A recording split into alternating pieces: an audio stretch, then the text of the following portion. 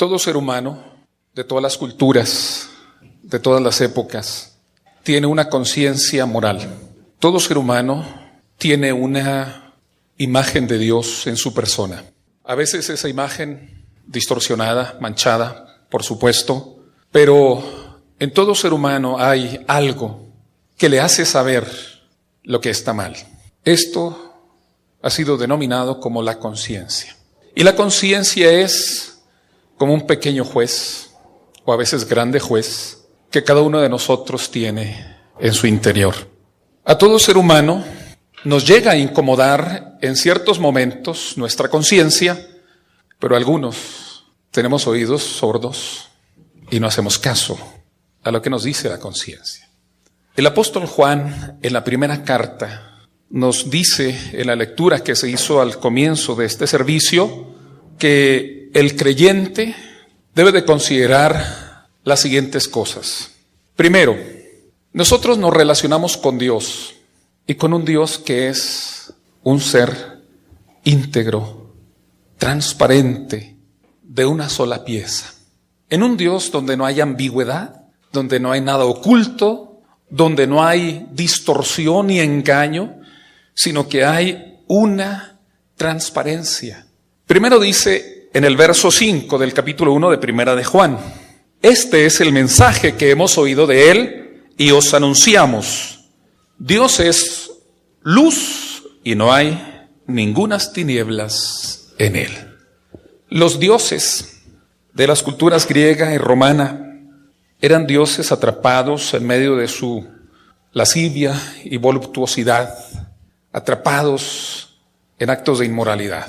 Son proyecciones de la naturaleza humana, todos estos dioses, pero sus dioses de los griegos y los romanos eran dioses en donde, por su derecho de ser dioses, eran capaces de cometer atrocidades. Y así se relata las mitologías en estas culturas. Sus dioses no reflejaban otra cosa sino su experiencia cultural, su experiencia de vida de griegos y romanos. El Dios de la Biblia, el Dios del Antiguo y del Nuevo Testamento, que es el mismo, es un Dios que es luz. Es un Dios que en su esencia, que en su realidad es luz. Él tiene que ver con lo claro, con lo transparente. Y en Él no hay lugar a las tinieblas, es decir, no hay lugar a lo oscuro, no hay lugar a la ambigüedad. Nosotros nos relacionamos con este Dios que es en una sola condición, en una sola forma de ser. Dios es transparente. De esta forma, en Él se refleja todo lo que es vida, esencia de justicia, de verdad y de bondad. Dios es así. ¿Y cómo es el ser humano? En la siguiente afirmación, Juan dice que el ser humano es pecador. Si decimos que tenemos comunión con Él y andamos en tinieblas, mentimos y no practicamos la verdad. El ser humano es un ser que se engaña a sí mismo. Tal vez han escuchado la historia de aquel hombre que tenía un auto usado y quería venderlo y lo ofrecía una y otra vez. Llegaban los clientes, lo miraban por fuera y decían: eso está excelente, así que yo creo que me voy a quedar con él. Se sentaban al volante y miraban algo en el auto y entonces decían: te llamo después. Y así le sucedió con uno y otro cliente y no sabía qué es lo que pasaba. Entonces le pregunta a un amigo mecánico, le explica: mira, yo estoy vendiendo el auto, la gente viene a verlo y dicen está muy bien el auto, pero luego cuando se sientan al volante no sé qué le ven y desisten y todos se van. Y entonces el mecánico va y observa y dice: mira, lo que pasa es que tiene demasiado kilometraje, ya está muy caminado, tiene muchos kilómetros de uso, así que está muy gastado tu auto.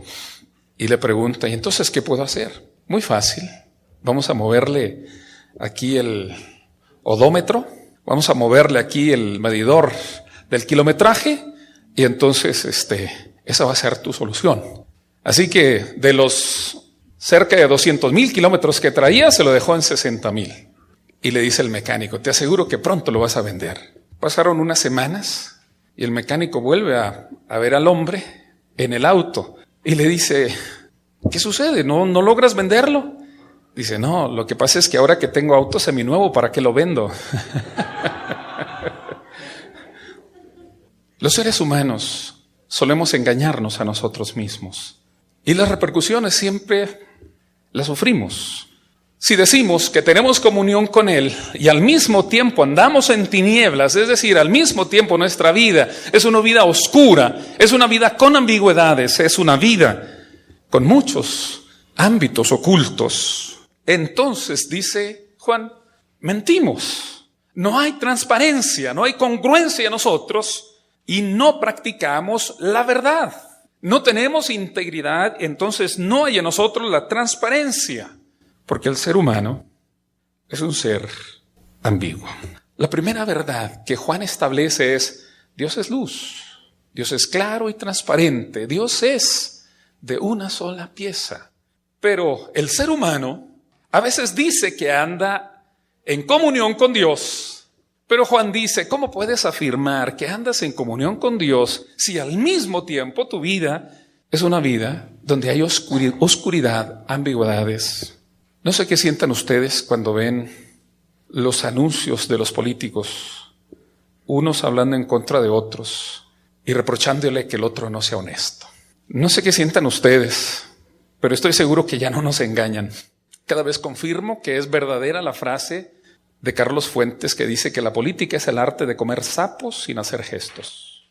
Porque pueden hablar de honestidad, pueden hablar de verdad, pueden hablar de honorabilidad, como si tuvieran todo el derecho de hacerlo. Lo pueden decir, pero creo que nosotros nos reservamos el derecho de creer. Nos reservamos el derecho de confiar si nos están o no diciendo la verdad. A diferencia de Dios, cuando Dios ha afirmado algo, es así. Dios ha dicho una cosa y la ha cumplido. Dios ha dicho algo y lo ha mantenido, lo ha sostenido, porque Él tiene una palabra verdadera. Por eso dice la Escritura, sea Dios veraz y todo hombre mentiroso.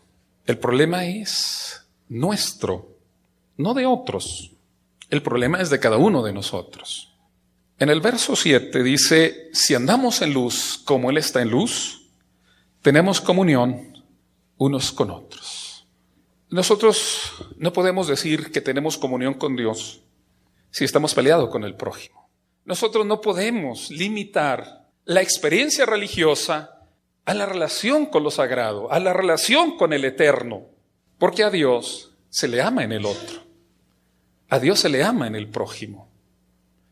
Si decimos que tenemos comunión con Dios, pero entre nosotros no existe esa comunión, entonces dice el escritor, mentimos y no hay verdad en nosotros.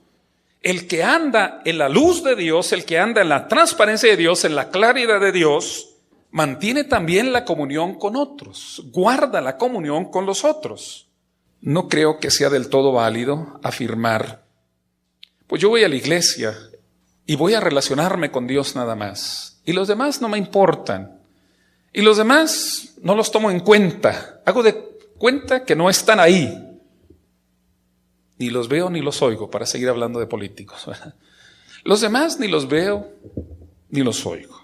No es tan válido eso, no es aceptable, porque a Dios se le ama en el prójimo, a Dios se le ama en el hermano. ¿Cómo puedes decir que amas a Dios, a quien no has visto, si a tu hermano al que ves no lo puedes amar? Va a decir esto más adelante en el capítulo 4, verso 20, hasta capítulo 5, verso 2. Si alguno dice yo amo a Dios y aborrece a su hermano, es mentiroso. Pues el que no ama a su hermano a quien ha visto, ¿cómo puede amar a Dios a quien no ha visto? Y nosotros tenemos este mandamiento de él, el que ama a Dios, ame también a su hermano. Sin adjetivos, sin clasificación. Y no dice nada más a los guapos, y no dice nada más a los simpáticos, o nada más a los extrovertidos. Ama a tu hermano, a tu prójimo. Quien tiene comunión con Dios, tiene comunión también con el hermano. La cena del Señor significa muchas cosas. Significa la celebración de que la iglesia vive del resucitado. Significa el recuerdo de que si ha transcurrido un año, es por la bondad de Dios significa que el Señor expresó su amor de la manera más sublime que podía hacerlo a través de la sangre de su Hijo. Significa, entre otras cosas, que nosotros vivimos en comunión. Porque el Señor vino a crear una gran familia. Vino a crear la comunión entre nosotros. Y la cena del Señor significa que nosotros estamos no solo en comunión con Cristo, sino también en comunión entre nosotros. Jesucristo no tomó la cena él solo, la tomó con los discípulos. Él hizo el papel de un padre de familia y repartió el pan y repartió el vino. Él invitó a la mesa a sus amigos, él invitó a la mesa a los suyos. No cada uno se fue a su habitación y comió el pan a solas. Lo comieron en comunión. El Señor se lo ofreció aún a quien él sabía que lo iba a traicionar, porque es parte de su amor, parte de su afecto. Y participar de la cena significa que nosotros tenemos comunión entre nosotros. Y de esta manera, la sangre de su Hijo nos limpia de todo pecado. ¿Qué pasa? ¿Qué hay que hacer cuando molesta la conciencia? ¿Qué hay que hacer cuando incomoda la conciencia? Si decimos que no tenemos pecado, nos engañamos a nosotros mismos y la verdad no está en nosotros. Hay distintas maneras de engañarnos. Una es diciendo yo no fui y echarle la culpa al otro. Yo no fui. Fueron las circunstancias. Yo no fui. Fue mi esposa. O hasta veces cuando los padres castigan a los hijos, les dicen, tú tuviste la culpa, me hiciste enojar. Tú tuviste la culpa, me exasperaste, me exaltaste. Tú tuviste la culpa, ¿para qué estabas ahí? Tú tuviste la culpa, yo no fui. El que no tiene faltas, según él, pues no tiene nada que pedirle perdón a Dios, aparentemente. Pero quien no tiene nada que confesar, tampoco recibe el perdón. Si decimos que no tenemos pecado, y el pecado no solamente significa aquellos elementos de la moralidad que nosotros hemos catalogado como pecados, sino que pecado es mucho más que algunos vicios.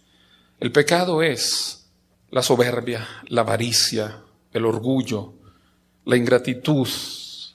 La soberbia es muchas cosas equivocadas. Si decimos que no tenemos pecado, nos engañamos a nosotros mismos. Entonces, caminamos engañándonos, hasta que alguien nos descubre la verdad, hasta que alguien nos muestra la verdad. El pecado es también la ingratitud.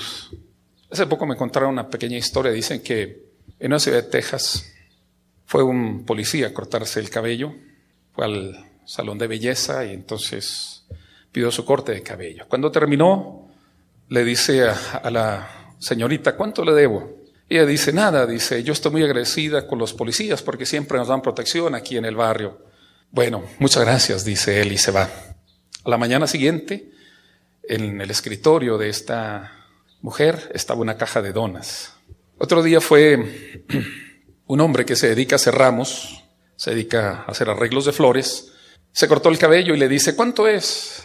Y ella le dice, nada, yo estoy muy agradecida porque muchas veces yo he recibido de estos arreglos preciosos que tú haces.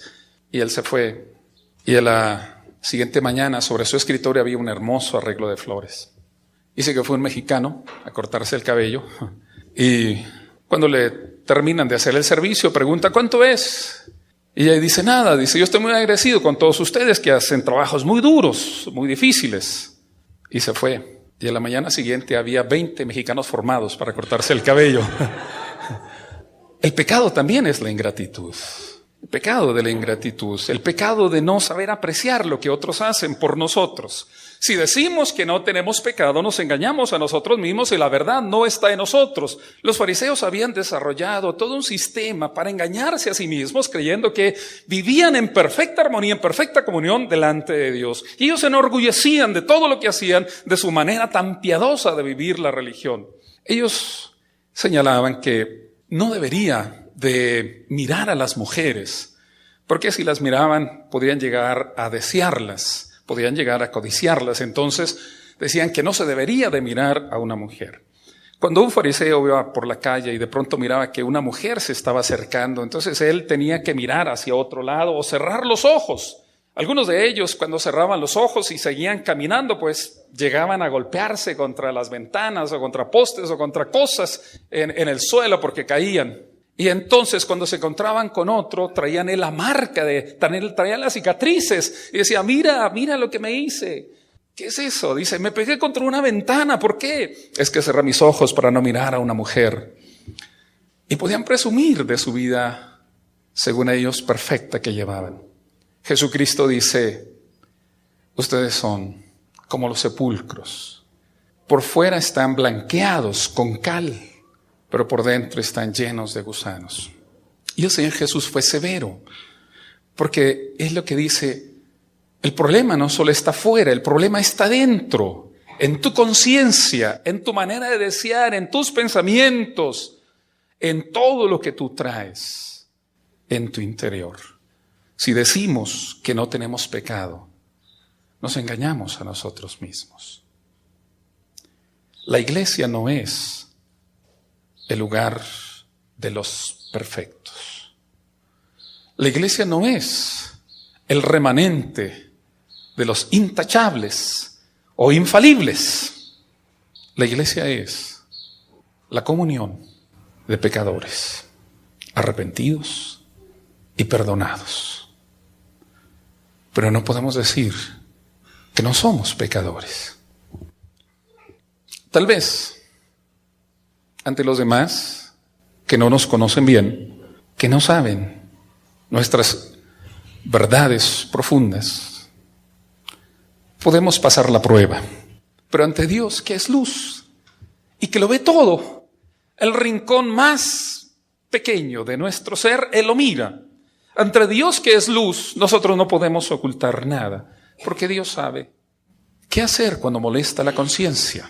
Juan dice en el verso 9, si confesamos nuestros pecados, Él es fiel y justo para perdonar nuestros pecados y limpiarnos de toda maldad. Si decimos que no hemos pecado, le hacemos a Él mentiroso y su palabra no está en nosotros. Si confesamos nuestros pecados, Él es fiel y es justo para perdonar los pecados. Hermanos, si hay algo que caracteriza a Dios, es su amor. A pesar de todo, Dios es amor. ¿Pueden ustedes imaginar esa escena en el huerto del Edén? En los primeros días de la historia humana, cuando Dios pone a la primer pareja en el huerto y después les busca. Y esa primer pareja se esconde, se quiere ocultar de Dios. Y Dios le habla al ser humano y le dice, ¿dónde estás tú? Y entonces aparece por ahí y dice, discúlpame, es que me escondí. ¿Por qué te escondiste? Es que tuve miedo. Es que tuve miedo. ¿Y por qué tienes miedo? Pues es que la mujer me dio del fruto que tú dijiste que no comiera. Ella me dio. Y a la mujer le reclama, es que la serpiente me engañó y yo comí. Y ellos ya estaban avergonzados de su desnudez. Y entonces se habían hecho unos vestidos, unas prendas de higuera, de planta.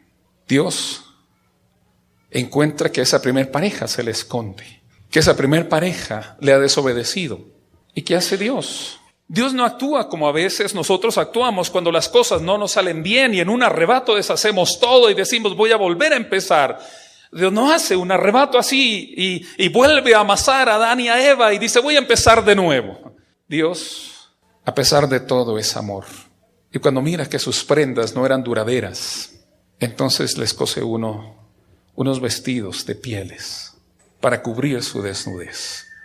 Yo creo que Dios estaba enojado porque se había faltado a su palabra, no se había obedecido su mandato. Pero en medio de todo, Dios actúa con amor y piensa en esa primer pareja y en lugar de descargar su ira, Él protege y cubre la desnudez de esa pareja que ahora está llena de culpa. A pesar de todo, Dios es amor. El pueblo de Israel Fue sacado de Egipto con la mano poderosa de Dios y Dios le condujo por todo el desierto, y a lo largo del desierto el hombre murmuraba, el ser humano murmuraba, el pueblo reclamaba constantemente, se quejaba de todo, de que no había la comida que ellos querían, de que no había cuanto querían, de que no había el agua, cuando la pedían se quejaban de todo y murmuraban en contra de Dios, se molestaban en contra de Dios. A pesar de todo, Dios los llevó hasta el final y los hizo asentarse en la tierra de la promesa. Y una vez asentados en la tierra de la promesa, ellos comenzaron a agradecer a otros dioses, a Baal, a Astarte, comenzaron a agradecer a Moloc y a otras divinidades de los pueblos cananeos. Y Dios se sentía como un marido despechado, como un marido que era ofendido. Y en algún momento Dios se enoja con ellos. Relata el texto de Oseas donde dice: ya no más, ya me cansé, ya me harté de este pueblo. Pero enseguida vuelve a decir: pero ¿cómo podré dejar de amarte, oh Israel? ¿Cómo habré de dejar de amarte, oh Efraín? A pesar de todo, a pesar de todo, hermanos, Dios es amor. Tal vez este año ha sido un año bueno para algunos de ustedes. Tal vez este año ha sido un año en donde ustedes se sientan contentos, satisfechos con ustedes mismos. Pero quizás para otros de ustedes ha sido un año en donde ha habido experiencias o vivencias no del todo agradables a Dios. ¿Qué hacer, hermanos, cuando molesta la conciencia? ¿Qué hacer cuando nos incomoda la conciencia? ¿Adormecerla con alcohol? ¿Adormecerla con droga? ¿Esquivarla? ¿Qué hacer? Si confesamos nuestros pecados, Él es fiel y justo para perdonar nuestros pecados y limpiarnos de toda maldad. De toda maldad. Absolutamente de toda. No hay maldad que no pueda perdonar el amor y la gracia de Dios, excepto el pecado de incredulidad, excepto el pecado en contra de Dios mismo, cuando nosotros decimos: no creo que me puedas perdonar. Porque si no hay la creencia en que Dios nos puede perdonar, ¿qué nos puede perdonar? Nuestros méritos. Jamás haríamos lo suficientes. Jamás. Juan dice en los siguientes dos versos, en los primeros dos versos del capítulo 2: hijitos míos, estas cosas os escribo para que no pequéis. Y si alguno hubiere pecado, abogado tenemos para con el Padre, a Jesucristo el justo. Y Él es la propiciación por nuestros pecados, y no solamente por los nuestros, sino también por los de todo el mundo. El Señor toma el pecado en serio. No es una broma, es algo serio. En una leyenda oriental se cuenta que en cierto reino, el joven rey dio un mandato que en su reino no debería de haber ningún robo. Y durante un tiempo se guardó este precepto. No había ni un robo, hasta que se supo de que había habido un hurto en algún lugar. Se hicieron las investigaciones y se encontró que el culpable de este hurto era la madre del rey. Y la gente pensaba: ¿qué va a hacer? Algunos decían: de seguro que la va a perdonar, es su madre, tiene que perdonarla. Él tiene que actuar de una manera bondadosa, no la puede castigar. Porque la sentencia decía que tendría que recibir 40 azotes en su espalda. Y otros decían: no, es que tiene que cumplir la ley, tiene que cumplir la justicia para que creamos en Él. Porque si no, entonces, ¿qué vamos a pensar de Él? Que acomoda la ley a su manera. El rey estableció que si su madre era culpable, tendría que ser castigada. Porque esto era lo que Él había ordenado. Y tenía que tomarlo en serio. Así que la madre fue sentenciada a los 40 azotes. Y cuando el verdugo se dispuso para ejecutar el castigo, cuando él iba a sentar el primer latigazo en la espalda de la anciana, el joven se abalanzó y la cubrió. Y recibió él el castigo. Esto es lo que Dios hizo. Dios dijo: el pecado es algo serio y tiene que recibirse el castigo. Porque esto es algo serio. La justicia de Dios debe establecerse. No es una broma. Pero cuando se iba a establecer la sentencia, cuando se iba a ejecutar ese castigo, el Señor interpuso su cuerpo y recibió las heridas. Estas cosas yo les escribo para que no pequen, pero si alguno hubiere pecado, recuerde que tenemos para con el Padre un abogado, a Jesucristo el justo. Él es la propiciación por nuestros pecados. Y no solamente por los nuestros, hablando de la comunidad, sino por los de todo el mundo. Cuando molesta la conciencia, no se olviden de que tenemos a nuestro abogado, a nuestro intercesor. Tenemos a Jesucristo, que es la propiciación ante Dios. Él es nuestro abogado. Jesucristo es el que obra a favor de todos nosotros. Si alguno de ustedes aún no ha decidido bautizarse, jamás va a lograr la justicia por sí mismo. Jamás. Solo conseguirá el perdón de los pecados por medio de la sangre de Cristo. Si alguno de ustedes se siente mal delante de Dios, recuerde que tenemos a Jesucristo. Él es nuestro abogado. Somos pecadores necesitados de Dios. Mientras el pecado nos duela, hay posibilidad de arrepentimiento. Cuando el pecado ya no duele, es triste, porque no habrá de qué acongojar a nuestra alma ante Dios. Pero Dios, en su favor, nos ha regalado a su Hijo. Y Él es el medio para nuestra salvación. Aferrémonos a eso y oremos a Dios. Voy a pedirles que se pongan de pie. A ti, Dios, que todo lo ves, que nada te es oculto, que nos conoces muy bien a cada uno de nosotros. A ti, y solo a ti, venimos a pedirte perdón por no ser lo que tendríamos que ser. No siempre hemos dicho la verdad, no siempre nuestros pensamientos han sido rectos. Hay en nosotros partes oscuras, tú las conoces muy bien, y sí nos avergonzamos, y sí nos duelen, las confesamos delante de ti, las reconocemos,